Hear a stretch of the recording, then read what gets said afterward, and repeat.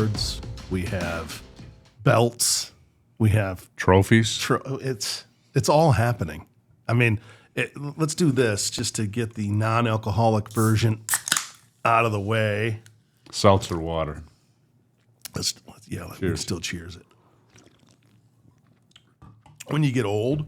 When we were 10, that trophy was sweet. Oh, look at that thing. Dude, when we were 10, majestic. Dude, we would have walked around like we had a... Oh, baby. Huh? That trophy is engraved to the greatest running back of all time per Tom Beer.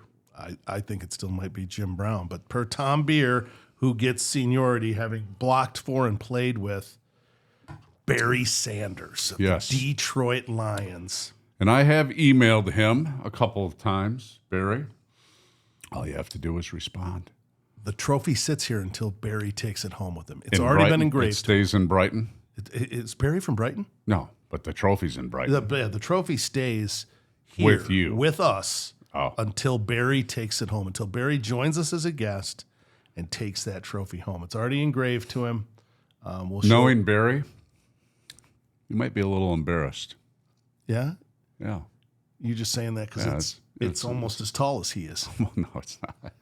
It's a good sized trophy. Joe it's got said a that, goat. Barry. I didn't say that. It's Joe got said that. a goat at the, oh my God. It does have a goat. It has the goat at the top, greatest of all It time. has a different goat. And though. he's right here. Barry's right down here on the 95 yearbook. We got the whole deal. And then we got the belt. Now the belt, we need to circulate, right? Because you win the belt, you lose the belt, you pass the belt on. The belt needs to be given to a recurring guest of Goat Quest. Oh, a recurring guest. That we can trade. So Sam might be our first. Sam could be a recurring He might guest. be our first one that's forced to wear the belt. Yeah. We're gonna force Sam. We could get the Kronk guys. When We could get the Kronk guys. But we're going to get them out here again? They're going to drive out here from Detroit? How about a big Kronk victory having trained Jake Paul in a fiercely contested battle? Wasn't it just furious action? Oh, my gosh. I was on the edge of my seat. Oh, Poor Mike Tyson. Mike Tyson. We were talking earlier about us trying to play basketball at our age. I'm 55. Joe's 52. Yeah. 53? 52. I'm 51. Oh, 51. Yeah. Oh, you're still young. Still a young you man. still think you got Spry. it? You think you still got it? Just you a don't. just a heartbeat You out of don't. my 30s. God, I mean, Tyson's got to be in bed for the next week. Has to be. Just his shoulders. I can't imagine. I think it was an awesome accomplishment for a 58-year-old man to get in the ring, go 8 rounds, even though they were short and 2-minute rounds. I give him a hell of a lot of credit. It's the man in the arena, as Teddy Roosevelt said, that deserves the praise. Yeah. And Jake Paul, I mean, Mike Tyson is a legitimately powerful human being. And if he did catch him with the right shot at the right moment, it could have been lights out for a $200 million influencer who doesn't need to fight to make a lot of money. What did they make? I believe that Jake Paul made 40 and Tyson made 20. And it had nothing to do with winning. $1 million. Had nothing to do with winning. I don't think so. I don't think there it was did. any prize. I mean, it was Jake Paul's promotion. Yeah. Fight was promoted wonderfully. I think Netflix had a few issues with the broadcast.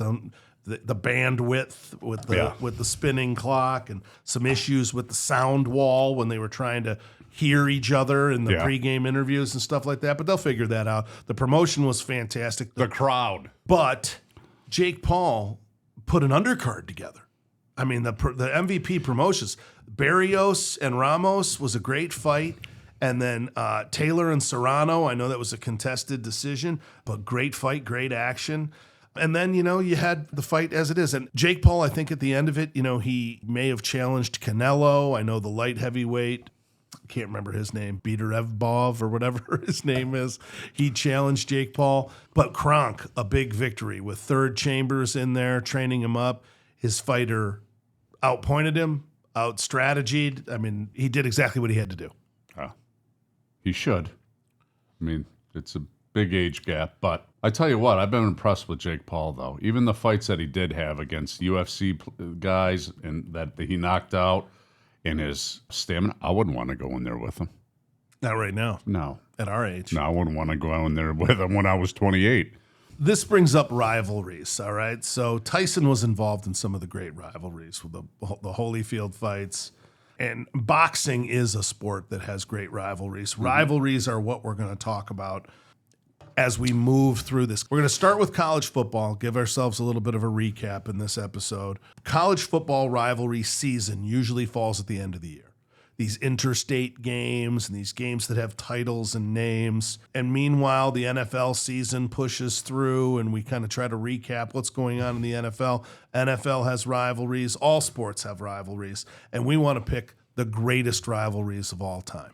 That's where we're going to do the second half of this episode. First half, we're going to get up to speed on what our picks were throughout the season, how those are coming through now, how are teams evolving throughout the season, and how does this CFP rankings situation play out, and do we think it's accurate? Let's go through the rules. Do you know the CFP rules, or am I enlightening you on this? You're enlightening me. All right. I know some of them, but. So you know that the 4 highest ranked teams are getting a bye when this thing all settles out. I do know. Okay, so the 4 highest ranked teams from the major conferences, they have to be conference champions. Mm-hmm.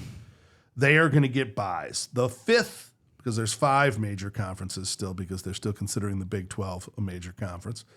The Big 12 right now is probably going to be the odd man out, the 5th one that actually has to play week 1. 4 will get buys.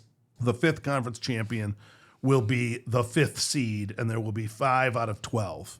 If, of course, the conference champion is the highest ranked. Then you'll go down the other conference champions, number 12 through up to number 5. They will play in an 8-team seeded playoff round, the first round. And then, of course, those 4 winners will play the 4 that had the bye week. And they'll be in a bracket. They won't be reseeded. So you'll stay in your bracket throughout this thing. The championship games, the second round games, will be played at bowl game sites. So they'll be fashioned around. So you still have the Orange Bowl, you still have the Cotton Bowl, you still have the... And there's 20 that get in, correct? No, there's 12. It's a 12-team playoff, God damn it. It's a baker's dozen. It's not a baker's, it's a full dozen. It's a full dozen. It's a dozen teams. Baker's dozen. 4 buys, 8 teams playing in the first round. All right. Very confusing, but we got there. We got home with it. Okay. Right now, Oregon sits atop this beast, and they had a scare this weekend. They had a very legitimate scare at Camp Randall. Tough place to play. This is how the Big Ten works, right? Even a team that is 5-4 or just barely getting by finds a way to sneak up on you. And this dives us into, are these referees, given all the money that is at stake in these games, do you see some things that are like, oh, I really want to see this team not lose their ranking to Wisconsin? I think it's the NIL. I actually think it'll be a good thing for college football. So you get 3 fifth-year seniors that are 23 years old that are going to the NFL that transfer to you. You're going to be a better team. And that's the situation with Dylan. Quick. That's the situation with Dylan Gabriel in Oregon. It probably would have been the situation with Wisconsin had Van Dyke not got hurt in the first game of the season. Yeah. The Miami quarterback who is out for the year at Wisconsin. Yeah. But Dylan Gabriel, who was one of the favorites for the Heisman Trophy coming in, still in the mix. This is what I have a problem with the way. Okay, so that call was an absolutely terrible call. They called a chop block. He hit him right on the waist, which is completely legal. It's got to be below the waist. It's actually supposed to be below the thigh to be a true chop block. So he hits him at the waist. He chips off. The running back doesn't even fall down.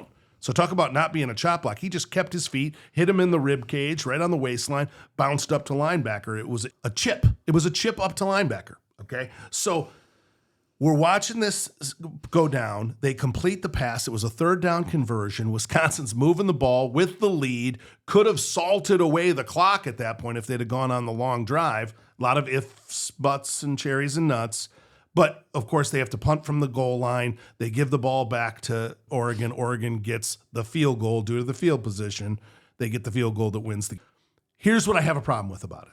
Dylan Gabriel doesn't get the chance to lead his team to a dramatic victory at the end of the game, which I think Oregon would have won the game still. But he doesn't get that chance to have that Heisman moment because the referees decided to throw him a bone. Do you have instant replay on holding calls? No. They decide the game. A holding call decides the game. Hold on. You have it on 15-yard penalties. You have it on spearing. You have it on targeting. You have it on everything else. Why? Why would you not have it on holding? Face masking. We've Face seen masking. that this year. There was 3-4 times yesterday that people were face masking. They missed. Illegal hands to the face. Hand gets up in the face. Why don't they call targeting and face masking on the offensive player when the offensive player does it? It's only a defensive penalty now. The game would be so slow if every penalty had to be reviewed. Yeah. But Especially pass interference and defensive holding, because they happen all the time. yeah, because then you'd have to start making calls on people where there wasn't a call. Yeah. Right? If you're going to review every play, right? So you have someone that goes out and gets tackled, ref misses it. If you're going to review every play, you didn't miss it. It's on replay. But here's where You can't do replay. here's why the conspiracy theories start. You just said it. You can't make a call on every play. So why would a ticky-tack call in that situation on a third down conversion that completely changes the game, why would they call a chop block that was non-existent when the guy didn't even go down? In all forms of football, when you hear chop block, the guy went down at someone's knee. Yeah. Not kept his feet and went up to linebacker off of a rib shot. Yeah. That's just a chip up to backer. Yeah. And that happens on it constantly in football, and it's a legal play. I don't see a solution to it because you're not going to have instant replay on every down, and you're not going to get every call right. It's just part of it, And now, so here's the problem with it: when you get around a bunch of your buds and you're talking about conspiracy theories, fix is in. Yeah, the fix is in, and everybody gambles on football now. Whether you gamble $1, $2, or $2,000, everybody's got money on a game. Yeah. And you lose your shit when you see that. You lose your shit. It ups the ante. Oh, ups the ante. Everything is more polarized. He didn't sleep that night. He wakes up this morning, didn't want to go to work. That's why, for you responsible gamblers out there, that's why I love playing $2, $3, $5, because I don't care, and I still get to see whether or not I was right. Yeah. And have a little bit of interest in the game. Yeah. $2, $3, $5. Nice little parlay for $2 to win 12. Yeah. I like that. I'm a lightweight gambler. That's good. To get back into the rivalries and the current state of college football, BYU falls out. Now, last week before, BYU played their rivalry game against Utah. And this BYU-Utah rivalry, it goes, like many of these college rivalries, they go beyond just football. Sure. Basketball's a big rivalry for them. But BYU wins on another very controversial call against Utah. Utah's having a very rough season. Their roughest in a long time. A lot of injuries. BYU, another phantom call. And the AD, Mike Harlan, is that his name? He goes absolutely bonkers in his post-game conference. Did you see this? No. He came out and said the referees are unprofessional. This was terrible. The game was stolen from us. I mean, watch every other game. It was as blatant a call out of a referee fixes in to keep BYU undefeated as I've heard. And then, of course, BYU, because the gods speaketh, goes home and loses to Kansas the next week at Lavelle Edwards Stadium, and they're bounced out of the top 10. And all of a sudden, the Big 12 is in disarray. We'll see what happens there. Yeah. When I look at the top 10, Georgia and Tennessee flip-flop. So now we're sitting with Georgia beating Tennessee, clubbing them, really. I mean, Carson Beck played his best game of the season. He was go to But he's had a bad season. Yeah, he's been He's run rough. a ton of picks. Yeah, he's been rough, but he showed up when they needed him against Tennessee. So now Tennessee slips back to number 10. Georgia goes up to number 8. Ole Miss right between them, who's playing very well at the right time of the season, and Alabama number 7. All the SEC teams, other than Texas, the non-traditional new SEC team, sitting at number 3, are in the back half of the top 10. At the top, 4 out of the top 5 are Big Ten teams. When this season started, did you see 4 of the top 5 teams in the country being Big Ten? I definitely didn't see Penn State.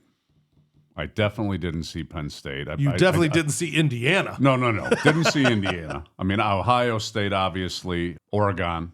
I had them in there. We had Oregon. We both had Oregon at the top. We both had Texas at the top. Yeah. I mean, I think we'll go back and run the tape. I think a Texas-Oregon final, I think, is what I had. They're 1-3. number 1 and number 3, with Ohio State sandwiched in between them. Then it goes Penn State and Indiana. Okay, I still don't think Penn State has a great win. No. Okay, They've got a good defense. They've got good athletes. I don't like their quarterback. we're going to find out all we need to know about Indiana this weekend at Ohio State. Yeah. Okay, so it's on. Yeah. They're going to get their chance to find out whether or not the sorcerer of Signettiville is legit. He got an 8-year extension. God knows how much money. I don't think it was disclosed. Yeah. James Franklin, he's going to be fighting for his life here. He's got to win out. And then Texas still has legitimate games ahead of them on the schedule. And, of course, the SEC championship game will call out all comers here at the end of the year. Notre Dame, though, sneaks up, and now Notre Dame sits at number 6 after losing to Northern Illinois at the beginning of the season. Yeah. Is that legit? No, but that's what happens when you lose early. When you lose late, now you got problems. Nobody remembers that game. Yeah. We do, because we're got problems. But nobody else watching football remembers that game. Well, And did you see what Northern Illinois has done since after the game? just Like okay. a normal MAC team. Yeah, just That's okay. all. What are they, 3-3 or something in the MAC? Something like that. Yeah, but somehow they I went thought they were into going to like blow out everybody in the MAC. No. Nope. What I'm looking at here coming up for Notre Dame, since we're talking about Notre Dame losing to a MAC team, is that they got to play Army. And usually you'd think that was ho-hum, ho-hum.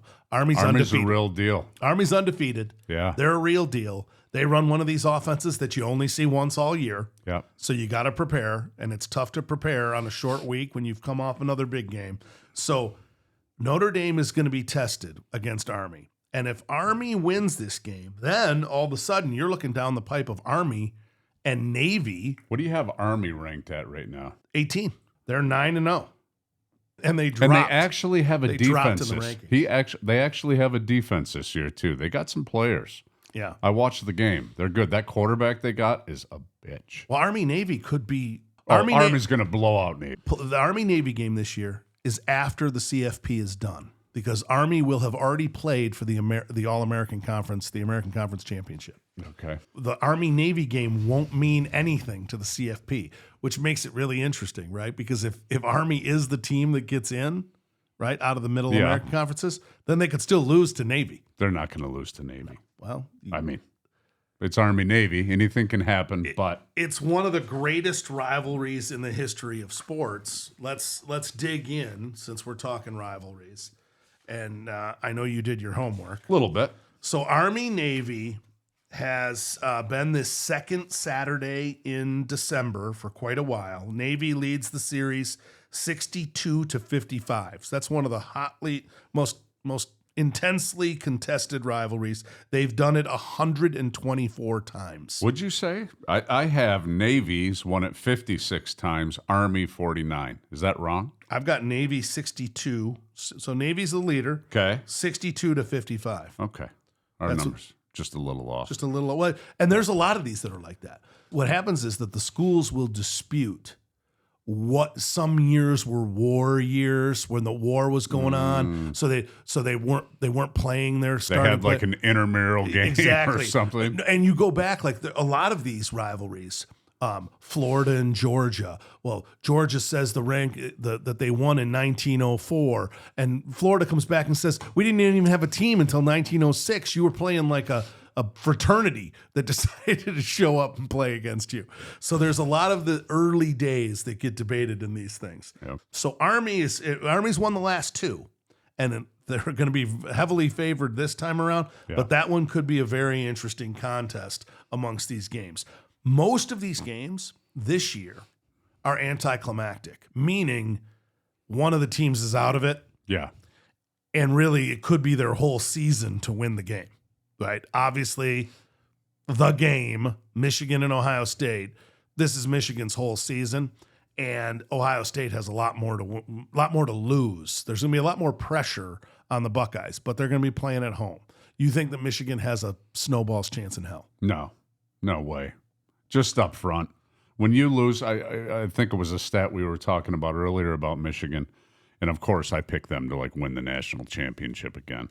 But they had 13 or 15 guys that made NFL rosters. Their whole offensive line made an NFL roster. So you can't expect them to come back from that and be good. No, that one's going to be a rough game. It is one of the greatest rivalries. Michigan leads at 61-51. Michigan's won the last 3. Michigan has the longest streak of 9 in a row. Michigan's riding high. Yeah. Whatever, it's been 1,800 days or whatever since Michigan's lost to Ohio State. And it's all about the coaches and the quarterbacks in most of these rivalries. When you look at them, Bo Schembechler versus Woody Hayes. And I'm just talking about like the pageantry. Does Michigan have a quarterback? No. And the situation at Michigan, and I know that they're in a battle right now with LSU to try to put the NIL package together to get For Bryce that Underwood kid, from Belleville, yeah. who got knocked out by Catholic Central.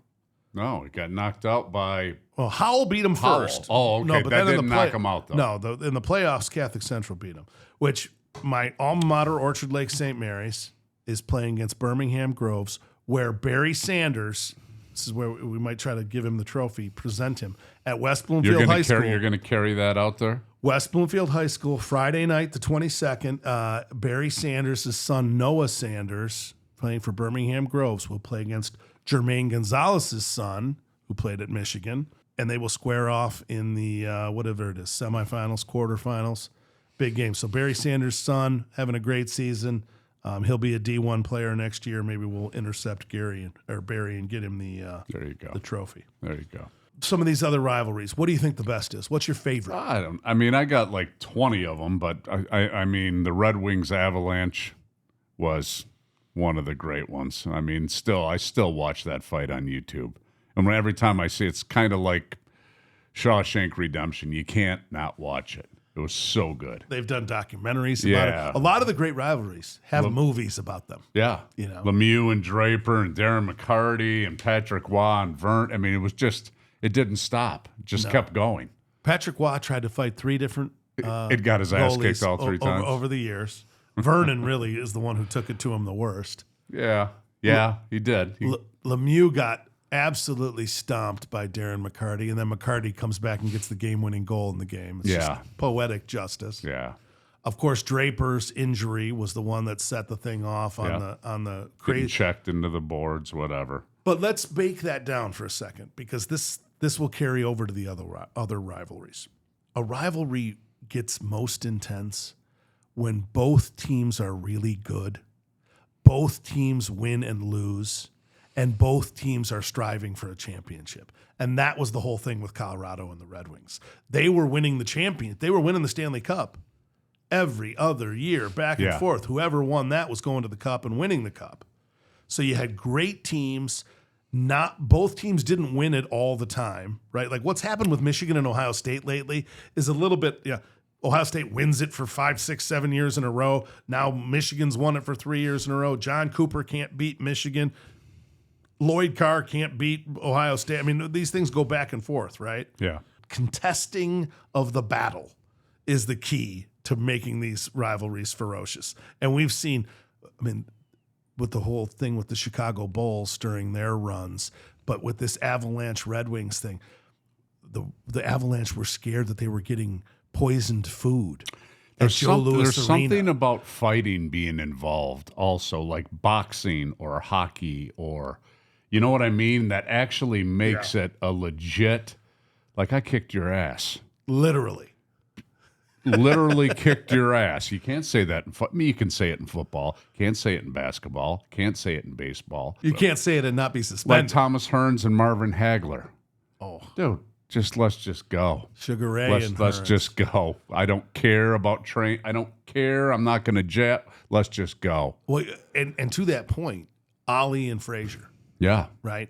That's my number one. By the way, that's your number one. That's my number one. Yeah, it was right when we were becoming sports fans, right? Like when you were just a little kid, but you were watching it. It was on ABC Wide World of Sports. You were seeing the highlights, and you got Ali talking like this, and Joe Frazier saying nothing.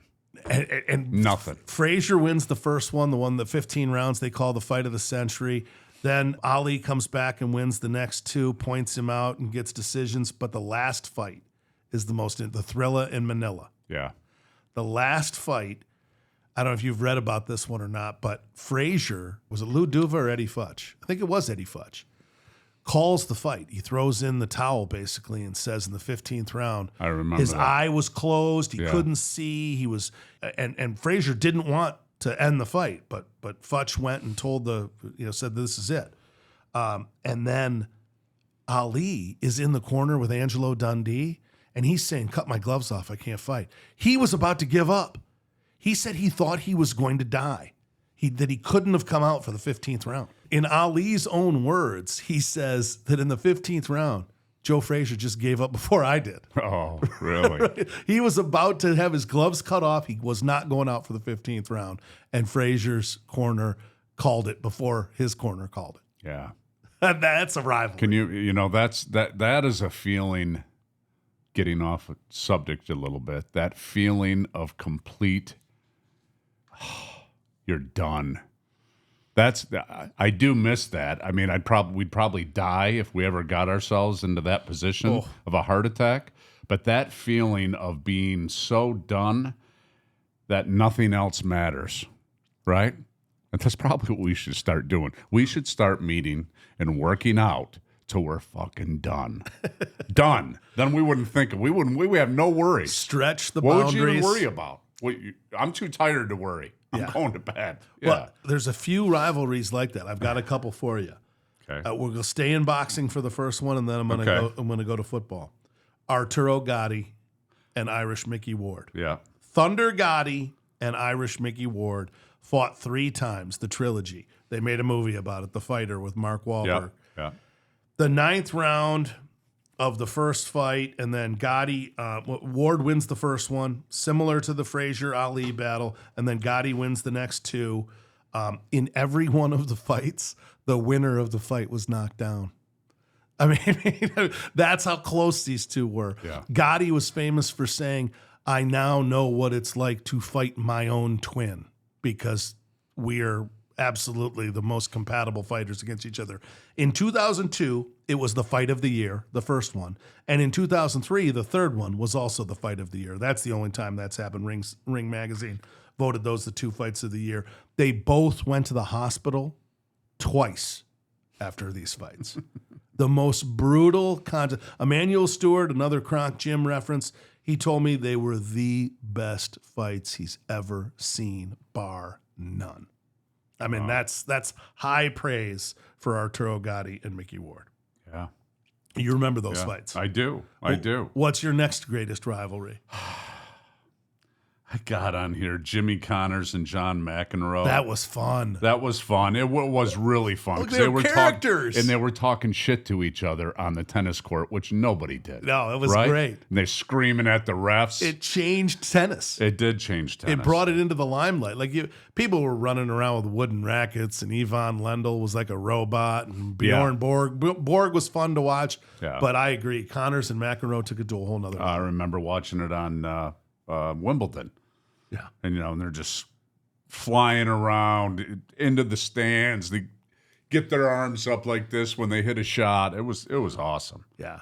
In football, one of the ones that you hear about, but you think to yourself, well, why is that a big rivalry? Because it hasn't been talked about in the media in a long time. And that's one that they called for many years the game. Cal versus Stanford. Remember the band got run over, the tuba player, they ran the kickback at the end of the game, and their band was already on the field. It ends up being a touchdown, all this craziness. But back in the day, Cal and Stanford were legit programs coming out of the Pac-8 and the Pac-10 and the Pac-12 as that conference got bigger and bigger. What I mean by that is that the quarterback position, usually the Heisman Trophy candidate, was sitting in one of those 2 programs. Jared Goff. Don't do that. I thought you told me you liked that chant. I didn't. That's your say favorite chant. That. You said it was your favorite chant. No, that was my least favorite chant. Okay, well, Aaron Rodgers, Cal. Steve Bartkowski, Cal. Vince Ferragamo, Craig Morton. I mean, even smaller guys. Rich Campbell, who played for the Packers, Kyle Bowler. But and then on the other side, Stanford, John Elway, Jim Plunkett, Andrew Luck. I mean, some of the best quarterbacks that we've ever seen played in this rivalry, the game. And The 1976, 75, 76 team is the one I want to bring up because nobody is going to remember this guy. There was a Heisman candidate in 76 named Joe Roth. He had been All-American, All Pac-10 the year before. He was All-American in 76. The number 12 is the only number retired that you cannot wear at Cal. And nobody's heard of this guy. Never heard of him. Never heard of him before, No. right? So Joe Roth comes into that season, has a great season, but about halfway through the season, his performance starts to decline. And at the end of the year, it was kind of a tumultuous season. They had won the Pac-10. They had the number one offense the year before. But at the end of his senior year, he kind of fell off. His performance fell off. After the last game of the season, he announces to his team that he's got terminal cancer and he's got months to live. He played the whole season. Wow. Said, I don't care. When they told him, he said, I'm going out the way I want to go out. I'm playing through the season. He had some metastasized skin cancer that was terminal, that was going to kill him. He went and played in the Hula Bowl and in the Japan Bowl, the other college all-star game at the time. Came home, died 3 weeks after playing in his last college football all-star game. Oh. And left the hospital telling the doctors, just take me back to my apartment so I can be with my friends and family. Died 48 hours later after being moved back to his apartment. How has that not been a movie? That's crazy. How is Joe Roth's story, a Heisman candidate in one of the biggest rivalries in college football, how does that not ever hit the silver screen? I don't know. But there are some great rivalries that, as we mentioned, are not a factor this year. The Iron Bowl, Auburn and Alabama. Auburn's terrible this year. Yeah. Right? We're getting cheated out of that rivalry. USC, UCLA. Crosstown game. Yeah, big Right? deal. Both are 6-4, whatever they are. I don't even know what they're. UCLA's terrible. USC's just Oklahoma, Texas. Oklahoma's awful this year. Yeah. The Red River War was nothing like it was supposed to be. Florida, Georgia. I guess Florida's competitive. Okay, yeah, they just beat LSU. Right? That's they call that one the world's largest cocktail party, although they're not supposed to say that anymore. They're getting real. The Red River War, they're not supposed to say war. Oregon versus Oregon State, it used to be the Civil War. They're not supposed to call it the Civil War anymore. What's happened? Is this are we gonna clean up this PC garbage and get back to the world's largest cocktail party? Maybe after January 22nd. Oh, okay. So now I had to throw a little political jab in a there. little political jab Well, in there. you know what? But I hate to say it, it's the truth. It might be the truth in That this part of it. particular In case. this particular case, it doesn't apply not to taking- yeah, everything. we're not- going there.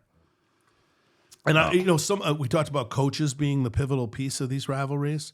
Florida State. Florida State means nothing this year, right? It means absolutely nothing. But when it was Spurrier and Bowden or Urban Meyer, Do you remember the feeling when the United States played Russia in 1980? oh yeah, And because we were going into war, right? the Cold War. The Cold War, Yeah. but we thought that we were going to war, and Yeah, I there was remember, tension. and I was doing the math, and I'm like, I'm going to be about 18 when we're going to go to war.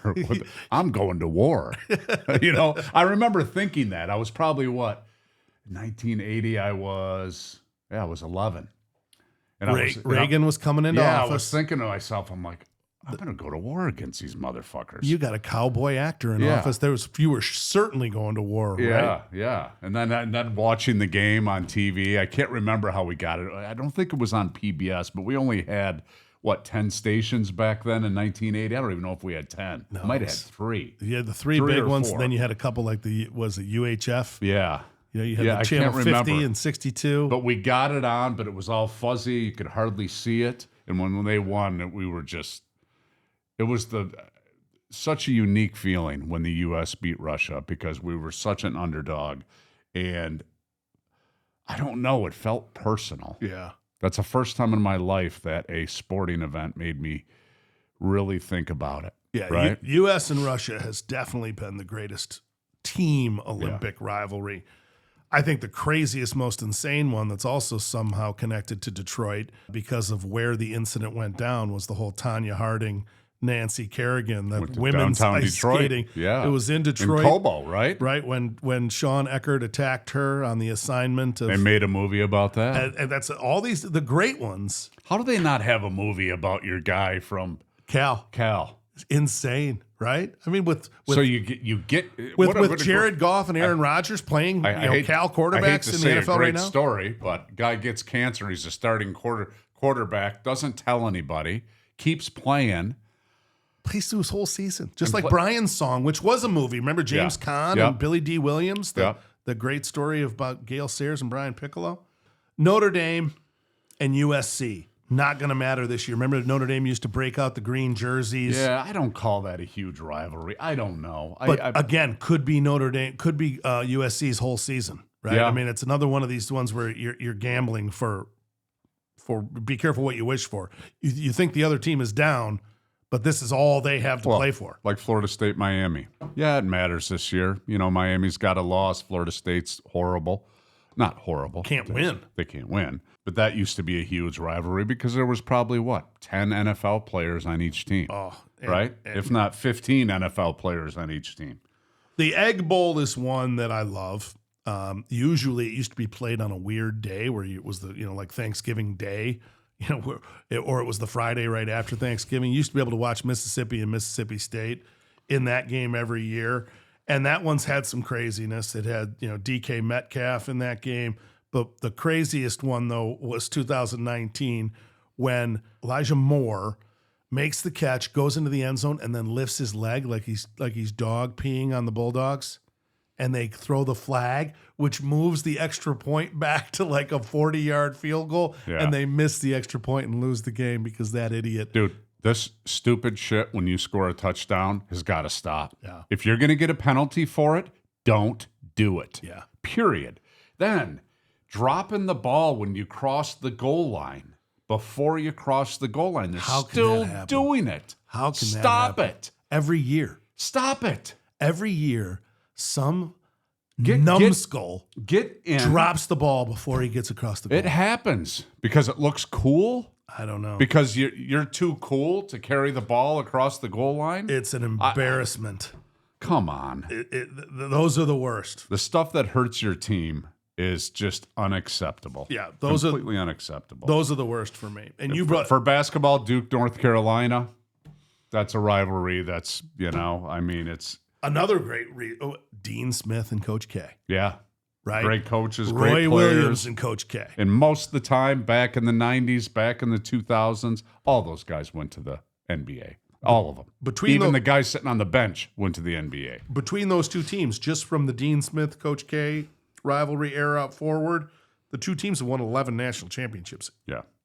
It's like every 3 or 4 years, one of those two is going to win it. The winner of that game is going to win the championship.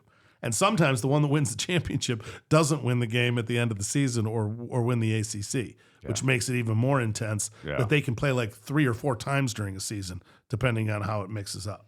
I think college basketball, for me, those Big East games, and I think it's because of the television. Yeah. We had this thing here. St. John's and Georgetown. Right? I can go through them all. Oh, God. I can go through them all. You had Georgetown, Syracuse, Providence, Boston College, St. John's, Seton Hall, Villanova, UConn. Pearl. Remember Earl the Pearl? Are you kidding me? Well, okay, so we had, for those of you who want a hard... And we used to get to watch these guys for 4 years. Oh, yeah. Yeah. Now, they're gone. They're two, maybe, right? So you had Pass Sports.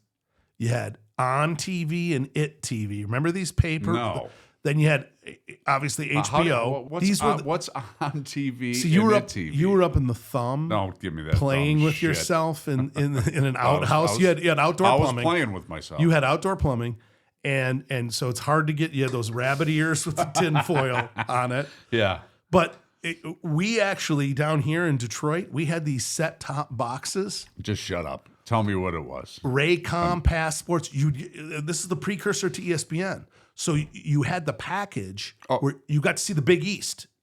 Constantly. It was on. So if you went to a bar up was it the one of the ones that you steal, one of those things you plug in and you get it for free? There's certainly people who did that. Yes. But you could watch the Big East games. And so you saw them all. You saw Patrick Ewing was playing. Lou Carnesecca's St. John's versus Raleigh Massimino's Villanova Wildcats. Yeah. Though come on, Patrick Ewing. I mean, those teams against Chris Mullen. Yeah. Those teams were insane. Yeah. And those were there were bitter rivalries because they all had to play each other home and away. Yeah. Every year. Yeah. And a lot of times they'd meet in the tournament somewhere. Yeah. So we get into some of the other college rivalries that have maybe not been an every year thing, but when they do come together, it's been intense. The Catholics versus the Convicts, Notre Dame and Miami. They've done a little documentary on that. That's, again, lots of NFL players. Florida State, Miami, probably the most NFL players when those two get together. Michigan State. Michigan State is a great rivalry. Of course, it's intensified because Mike Hart calls Michigan State the little brother. Yeah. And now it's probably Colston probably out of the top 10 though. Right? It's definitely out of the top 10. It's out of the top 10, but I like the ones that have names, right? I like Arizona State, in-state rivalry, the duel in the desert. I like Oklahoma State. They call it Bedlam. Washington State, the Apple Cup, right? These are hotly contested rivalries that go on every year. And the consistency. What does that mean, the Apple Cup? Well, they make a lot of apples. They grow a lot of apples in Washington, so they're playing for the Apple Cup. Okay. It gets sponsored by people. I think Boeing is the sponsor right now. Okay. Pittsburgh versus West Virginia, the backyard brawl, right across the border from each other. LSU, Texas A&M. The most recent one, though, that has really amped up and wasn't always going on every year is Georgia, Alabama. We saw Alabama flex this year, but you look at the Georgia. Well, it used to be that game meant everything. It means everything right now. Well, it does, but it doesn't. Well, we'll see I mean, how you got still 12 teams that can get it. I know, but I'm saying it used to mean if you lost, you were out. They've played for the national championship 2 or 3 times now. Yeah. Right? Recently. And it's intensified because Kirby Smart, the coach for Georgia, used to be the coordinator for Alabama under Nick Saban. Yeah. So the Nick Saban's gone. We'll see if DeBoer can keep the rivalry up at the highest level once they get into the CFP. But up to this point, that's been the 2 best teams in the country. Yeah. In recent history. Yeah. We'll see who can if Oregon can try to sneak back into that mix, or Texas. I'm going to flip back to another sport here. Boston Red Sox and the New York Yankees. They're my number 3. It's the history. Yeah. Right? The curse of the Bambino. The Red Sox trade Babe Ruth to the Yankees, and then they get cursed. And then they come back and they become one of the great teams of the last 20 years, the Boston Red Sox, from Nomar Garciaparra up to more recently. Of course, being down 3-0, which has never been done before, the Red Sox come back and win it in 2003. That's the greatest comeback. We talked about that. That'll be an episode here shortly in baseball history. And they're the 2 richest teams. They used to be the 2 richest teams in baseball. And there's Boston. But LA now. LA is, I think LA's payroll's more than the Red Sox. And Boston and New York have always had this thing, right? Yeah. Boston's jealous of New York because New York gets all the limelight, Wall Street, all the money flows through New York. Blah, blah, blah. Yeah. Yeah. And then the Lakers and the Celtics, So Boston's involved in that one as well. Yeah. Right. And the Lakers and the Celtics, we've talked about this, but you talk about the personalities. It starts with Will Chamberlain and Bill Russell. Yeah. And then Jerry Buss buys the team, and it's the Magic Johnson Showtime versus the Red Auerbach, Bird, Parrish, another team full of Hall of Famers. The cool thing about back then is, like, even the Pistons team. So if you went from mid 80s to probably late 90s, these teams didn't change. Dennis Rodman did. He switched teams. Mm-hmm. Name somebody else's. Did Vinnie Johnson switch a team? No. I mean, LeBron did the flip-flopping over to Miami. Yeah, and then but he came did back, that because he could. And now he's a Laker. Yeah, I guess so. But when you're back in the 80s and 90s, guys didn't switch teams. You got to see Kevin McHale, Larry Bird, Danny Ainge play against the Lakers every year. You did not let a generational player out of your grasp. Will Chamberlain was the only one from back in the day where that happened when he went to Philly and then back out. and won his championships, those last championships with the Lakers. I look at the Kobe Shaq and then giving way to Paul Pierce and Kevin Garnett, right? That was an interesting era that probably doesn't get enough run either out of that rivalry. I mean, Shaq and Kobe had a rivalry on their own bench between the two of them. I think that's why. I think it's why Shaq left, but who knows? Who knows? He never really says. I think it was 90% of the time it's for the money. There's too much money now. It's life-changing money. Well, you know, you brought up it wasn't life-changing money back in the 80s. No, but you brought up a great the Jimmy Connors and John McEnroe one. These one-on-one mano-a-mano rivalries. There have been great tennis ones, right? Sampras and Federer and Nadal, Agassi and Sampras. I mean, there have been great ones over the years. The one that people talk about the most often on the pigskin side of this is Tom Brady and Peyton Manning. And when you look at it, I mean, obviously, but that's the thing though. They never touched each other. There's something about a fist going into your face that makes it a rivalry. Like when you have two quarterbacks, they don't play against each other.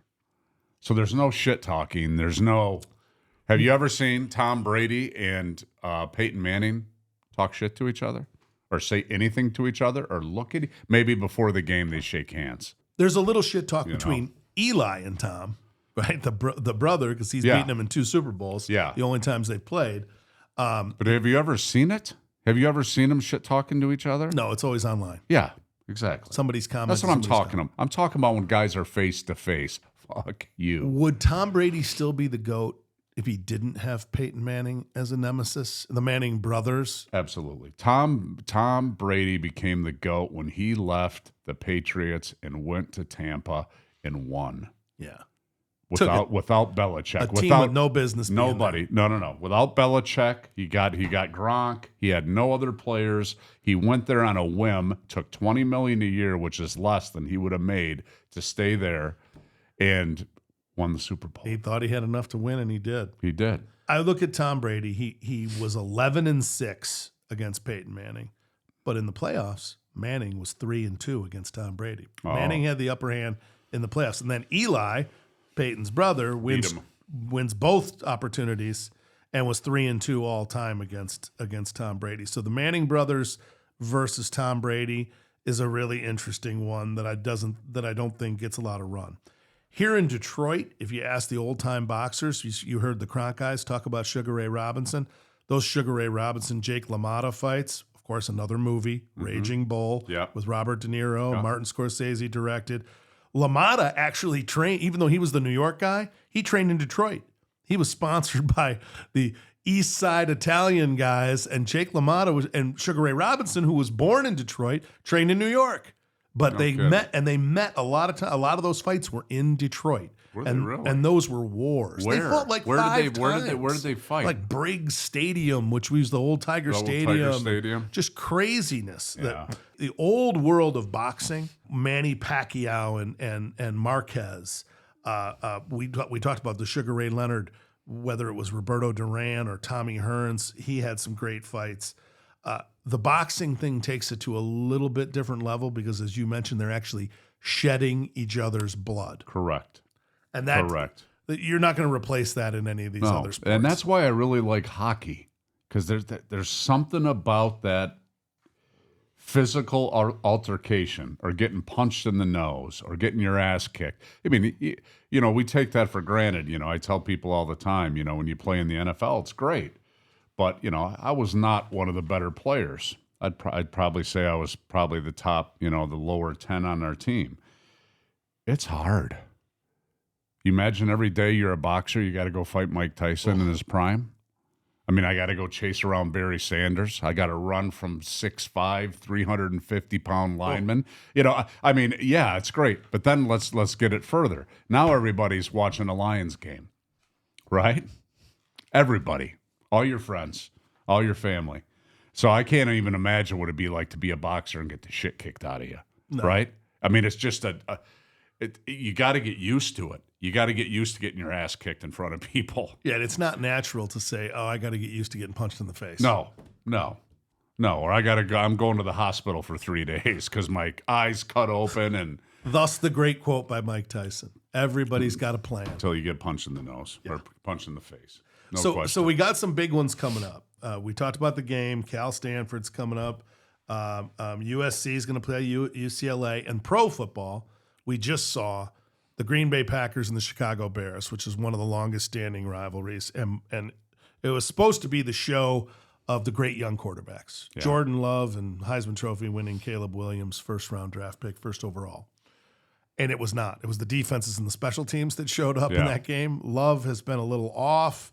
But his special teams blocked a field goal attempt at the buzzer, second game in a row with Denver getting their kick blocked against the Chiefs, where a blocked field goal loses the game 20-19. Yeah, we were talking earlier. I mean, just yesterday, I was watching the Lions game, and I want to say there was like 4, 5, 6 field goals or extra points missed yesterday. Yeah.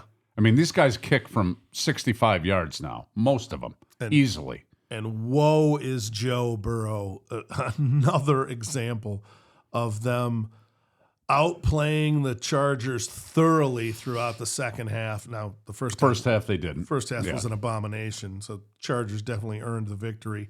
But, boy, you thought for sure 2 kicks, 2 winning kicks, and their kicker misses them both down the stretch, gives primo field position to the Chargers, and Jim Harbaugh finds a way. We talk about the Lions a lot. Their kicker scares me because he's going to start missing. But he made the 2 big kicks. No, I know, but people are going to be MFing me because he hasn't missed a kick in his last, probably 8, maybe 10 kicks. Well, he's got Jesus. But here's the problem. We're sure that Jesus is kicking with him. And this is why, when people always say to me, Lions are going to the Super Bowl, I'd love it. I want nothing more than the Lions to go to the Super Bowl. You know how lucky you got to get? You got to make kicks. You got to make. He's doing it, Tom. 58 yarders. I should just shut up. I know everybody out there's telling me to shut the fuck up. Yes, because the second I say something stupid like that, he'll start missing. But hopefully that doesn't happen. He's going to keep making. It's just like Jason Hansen. When he got up, you knew he was going to make it. I don't even know what his stats are. I know he didn't miss more than 3 kicks the whole time I was there ever. He was automatic. It was straight. This guy hits it right. He hits it left. He hits a worm burner. He hits a knuckleball. Well, the greatest kicker in the history of National Football League missed his first 2 kicks yesterday and cost his team a win with another rivalry, the Ravens and the Steelers. Yeah, Baltimore. Baltimore, Tucker missed 2. Justin Tucker. Extra points. No, he missed 2 field goals. Yep. His first 2 field goals. They were extra points. They were like 35 yards. They were chip shots. Field goals. He misses, and then, of course, the Ravens have a 2-point conversion to tie the Steelers. Mike Tomlin, he just wins. Him and Harbaugh right now, they just know how to win football games. Yeah, isn't Pittsburgh 9-2? Oh, they sneak out another one. With Russell Wilson having his rebirth, Mike Tomlin, in my opinion, the best coach in football.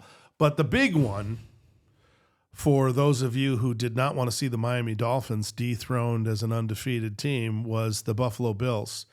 The Bills Mafia showing up in Orchard Park, New York to knock off the Chiefs. The Chiefs are no longer undefeated. The Mahomes mystique. But this is a great rivalry. They were due. They were gambling and rolling the dice a lot. Every game. I mean, every one of the Kansas City games I've watched has been under a touchdown win. But on that 4th down, didn't you think, the Chiefs are going to get a stop here and go down the field? Yes. And absolutely. But Josh Allen said, no, sir. No. 26-yard on 4th down, he goes 26 yards. 4th and 3. Yeah. 4th and 3. And what was the call? It was just like it was a quarterback draw, I think. Was it a pass? I think he looked downfield. I think what the coaching point was on that one was, you got one read. If he's not open, go. Run. That's it. I think that was the play. Keep it simple. If he's open, take it. If not, run your ass off. And you could see he was serious. Yeah. And that is a big man moving fast. Josh Allen can run. It's probably the most underrated of his skill set. Yeah. He threw a bad ball earlier in the game. He had a bad ball interception that he gave up, but he came back and came up huge, and the Bills get the win. So the Bills-Chiefs rivalry is one of the new ones in the NFL. Yeah. I see a lot of these rivalries that have kind of gone by the wayside, but when you look at who we picked early in the season, a lot of our picks look good, Tommy. Yeah. I mean, it is held true. Baltimore is still right there, even with that loss. And we had the Steelers and Baltimore fighting that out. The only question mark that nobody can figure out is why the Bengals continue to find ways to win football or lose football games in that AFC North. Houston leading the AFC South, even though we threw 5 picks. Jared Goff threw 5 picks against them and still found a way to beat them. That's an amazing achievement unto itself. And we'll get to Jared Goff. Buffalo Bills, class of the AFC East, nobody's close to them. Chiefs leading the AFC West. Couple surprises at their heels, though, with the Chargers and the Broncos. Nobody saw the Broncos coming. No. That's one that you're scratching your head. How does Sean Payton figure out how to put that team in the winner's circle? Atlanta, most people had them rising out of the NFC South. That one is the division of who wants it the least. Yep. The Philadelphia Eagles looking great. We said in the preseason they made a lot of adjustments in the offseason. The Saquon Barkley move is a big one. Fangio running the defense. The Philadelphia looks great. San Francisco, still a question mark of whether or not they can rise up right now. Arizona leading the NFC West. That's probably the biggest shocker of all the league leaders. Oh, you agree? no question. No question. And their defense has played good, too. Arizona's D has Who played saw that really – Nobody. And then then they're all on the quarterback saying they have a clause in his contract that he's got to watch film or he's got to study. He's played his ass off. Kyler Murray looks great. He's played his ass off. Made a lot of great passes, ran. Marvin Harrison Jr. has been everything they hoped he would be. Yeah. I didn't see the defense No. for the Arizona Cardinals stepping up. Denver's defense, too, has played amazing. Right. Really well. Right. These guys are like offensive gurus, but their defenses are what's carrying them in both of these cases. Yeah. So I look at the NFL and I look at college football rankings right now.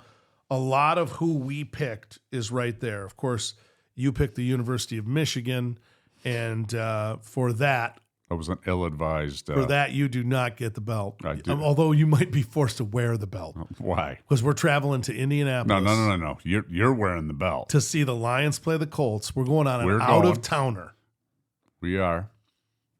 Tell me what's in store for us in Indianapolis, Well- other than St. Elmo's steak and shrimp cocktails. Steak and shrimp cocktails at St. Elmo's. You have to be careful. My friends that I went with about 10 years ago played a trick on me. I had no idea that sauce was that hot. The horseradish until I sauce? put it in, and I wanted it out the second it went in. Then we're going to go to a party. I got a buddy of mine, Jay Sandu, used to be a neighbor of mine, has a place down there, is having a party. And He's sure like automotive supplier of the year, like some kind of, I saw NYX. I think NYX Corporation. They're the largest minority supplier in the United States, I believe. Fantastic. So we're going to go hang with him a little bit, and then I'm sure we'll tailgate somewhere on Sunday, Lions game, and then after the victory, we'll be home. Maybe. Indy's no joke. Indy's not bad. No, they're finding not a way. bad. And if the Richardson kid, doesn't tap out, get tired on third down. God, our defense is playing. Our defense, Terrion Arnold, for me, is the biggest surprise. He's a lot better than I thought he was going to be. He's really good. Yeah. Dude, just watch him. Just watch him. He's so good. He's very handsy, and he grabs a lot. But he doesn't. He got called early for some penalties, but he hasn't lately. He's played great. We were talking about Jared Goff before this thing went down. He throws 5 picks, finds a way to bounce back and lead the team to win that game, and then he comes back and has another perfect passer rating, and they throw up 52 points. Were you a little bit concerned, especially after the Dallas game where we kind of put the boot heels to them, although that one was probably deserved for what happened the year before with Skipper and the whole tackle eligible thing? Were you a little bit cringy when we still had the starters in the fourth quarter? A little bit. In a 40-something to 6 game? Yeah, a little bit. I mean, it's professional football. Yeah, it's professional football. Anything can happen. But for me, when I watch the Lions and Amon-Ra St. Brown is healthy, I have never seen anybody cover him. They can't cover him. No. He just gets in and out of his cuts so fast, he can't be covered. Nobody can cover him. I don't think we've ever seen tandems as good across an entire offense. The running back tandem, Thunder and Lightning, Gibbs and Montgomery. The wide receiver tandem, Jameson and St. Brown, fantastic. The tight end, Brock Wright and Laporta when he's healthy. Yeah. And Jared Goff, he's spinning the rock. God, we do need another receiver. That Tim Patrick made Tim another couple of Patrick, nice catches. He made a couple nice catches. Is he going to shock you with his speed? No. Is he going to jump over? He's going to do a Calvin Johnson and jump up and jump over people and grab the ball? No. But he's played okay. When you need Khalif Raymond, he shows up. Yeah, he shows up and He's more than a kick returner. Yeah.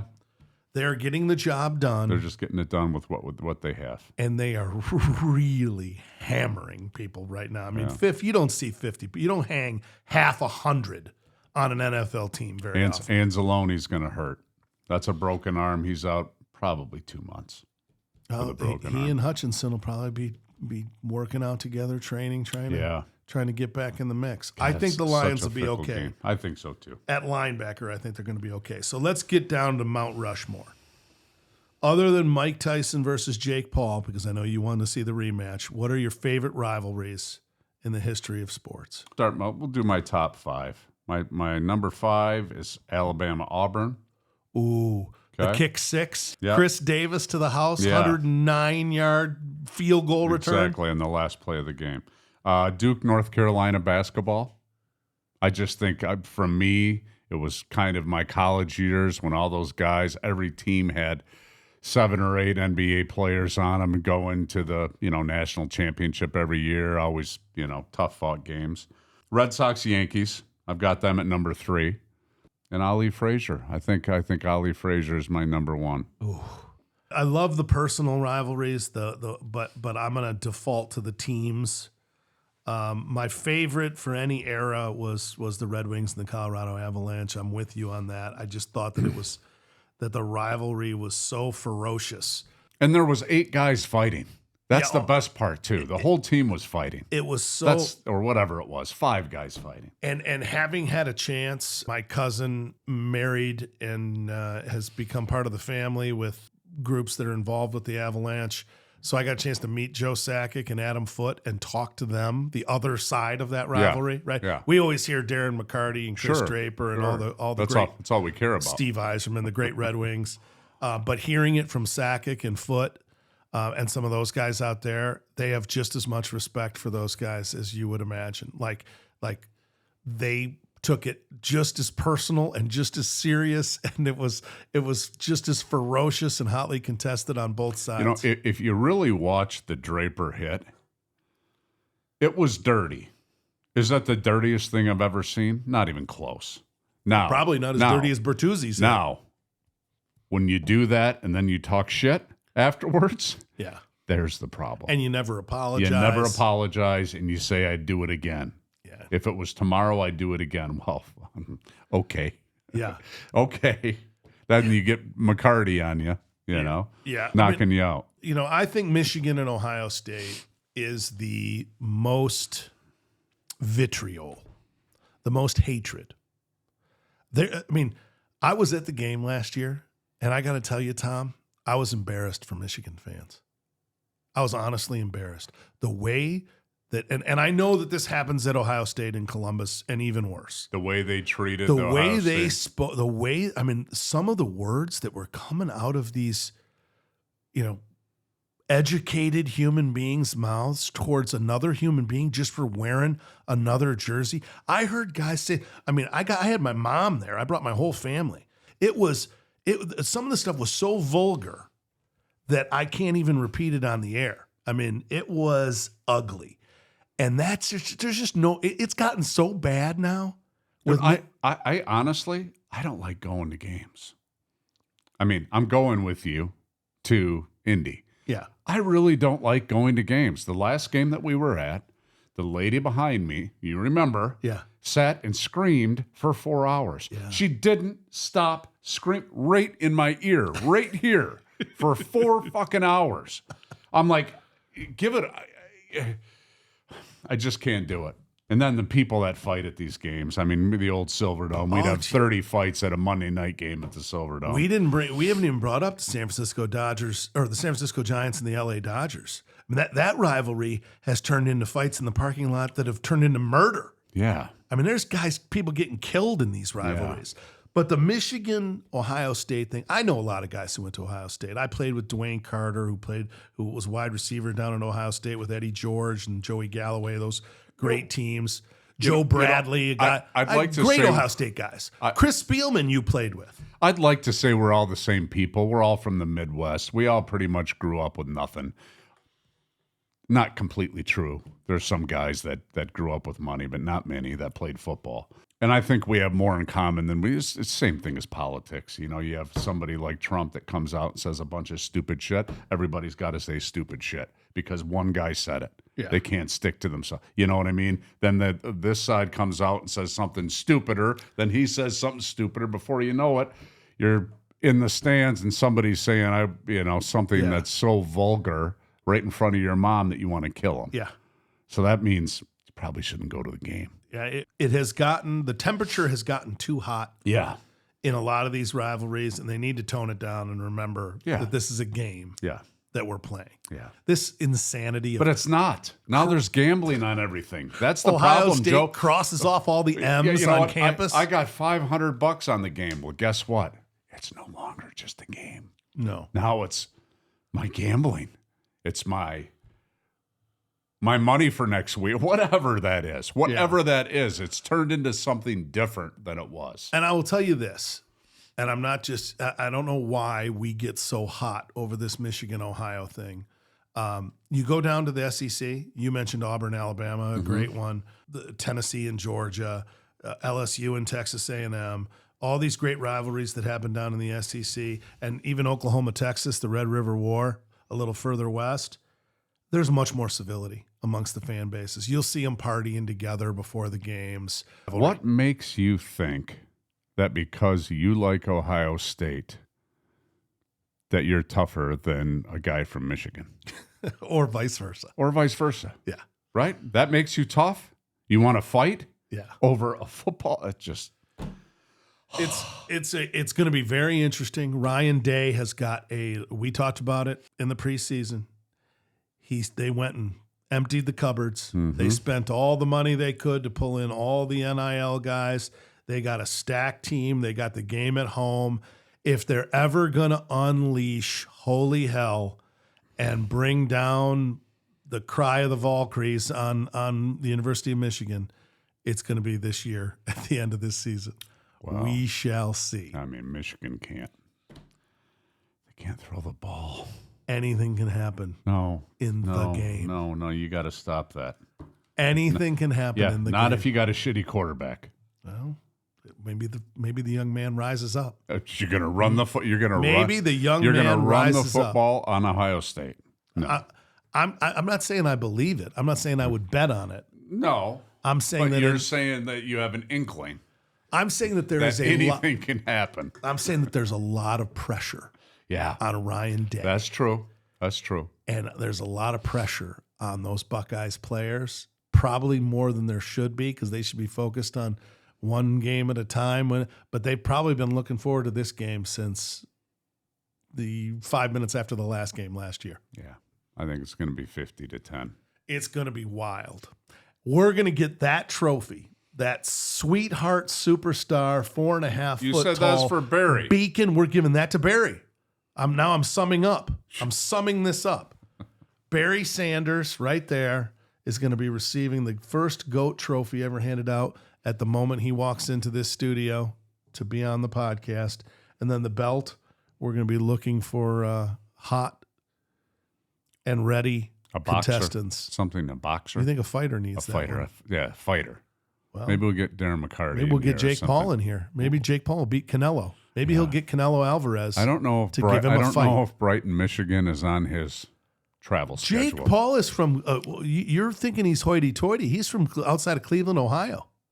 He's not far. His hometown's not far from here. He's living in Puerto Rico now. Nice place to live when you're trying to no tax work the taxes. No tax. Right? Yeah, 3%. He's a smart man. That was the Rivalry episode of Goat Quest. You can find us on Spotify, on YouTube if you actually want to see us. Obviously, Apple and Podbean. Get on there, like it, share it. Get on the Instagram. Follow us. Tell us what we're doing wrong, what we're doing right, what you like, what you hate. We will make changes. We're coachable. I used to be. Wayne Fonts said that about you. I used to be. That you're very coachable. He didn't say that. Yes, he did. You played linebacker and fullback. Obviously, I did. You were willing to work with him on whatever he wanted. As long as he didn't cut me. You were washing his car. As long as he didn't cut me. All right, my friend. Another episode of Goat Quest. Thank you, ladies and gentlemen, and good night. Good night.